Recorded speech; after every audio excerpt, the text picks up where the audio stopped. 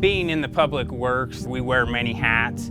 We're on call 24/7. We work around the clock when needed, and a lot of people don't see that. We take care of the water system, the sewer system, roads, parks, the rodeo grounds. I also drive the school bus and work at the elementary school with the special ed, as well as helping with the farm and ranching business that we have. I milk 2 cows a day, twice a day.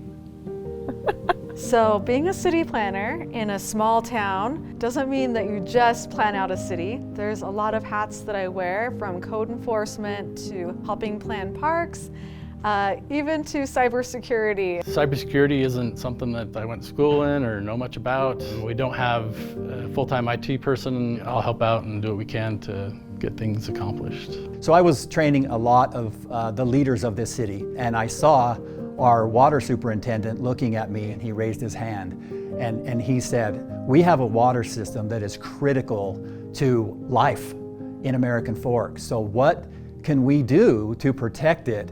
A lot of times the small systems, the small guys are the ones that's the easy targets because they're not protected and haven't taken those steps to protect themselves. The federal government in particular has set standards that they want all water facilities across the nation to follow.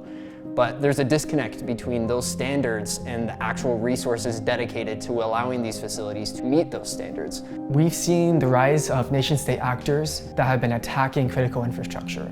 So this is really not just an issue for national security, it's also an issue for local governments and municipalities. I've also heard quite a bit in the news about Russia, China using these hackers to try to get in and disrupt our systems.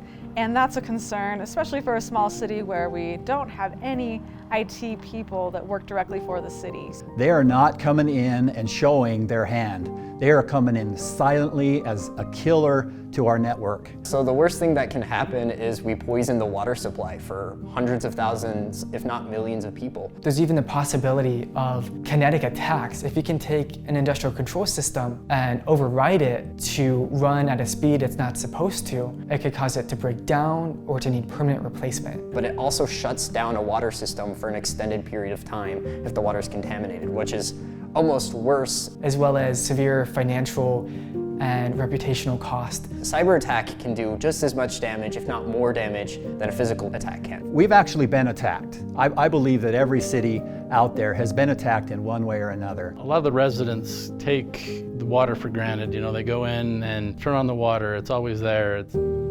We've had a few different moments where our well hasn't been able to run and our tanks have been really low, and that's a scary feeling when you have a whole town full of people that need water and you might run out. Your livelihood pretty much revolves around water. Without the water, we wouldn't really be able to have a town. And the issue is that when you look at critical infrastructure, a lot of the technology behind it is focused on efficiency, not security. So you find often lack of encryption, you find things that can't be updated without spending massive amounts of money that these places really just can't afford. We really got motivated to start looking at cybersecurity when the Utah Cyber Center opened up some grants, and that's when we really started thinking about what can we do to improve our systems. When it comes to cybersecurity, it affects every one of us. This state has taken a huge step ahead of a lot of other states to make sure that everything is protected, because those are the systems that we just cannot have those attacks. Worked with the city for the last 26 years. Our whole goal is to have the city run as flawlessly as possible without not a fanfare and recognition. We just like to go in and get our work done and make sure that the residents have the services that they need. I enjoy giving back to the community and giving my kids hopefully a better place to live and to grow up themselves. It just has a peacefulness here. I love Francis. Hope that I can help the city grow and develop in a smart way. It's the state of Utah that we're trying to make sure is protected.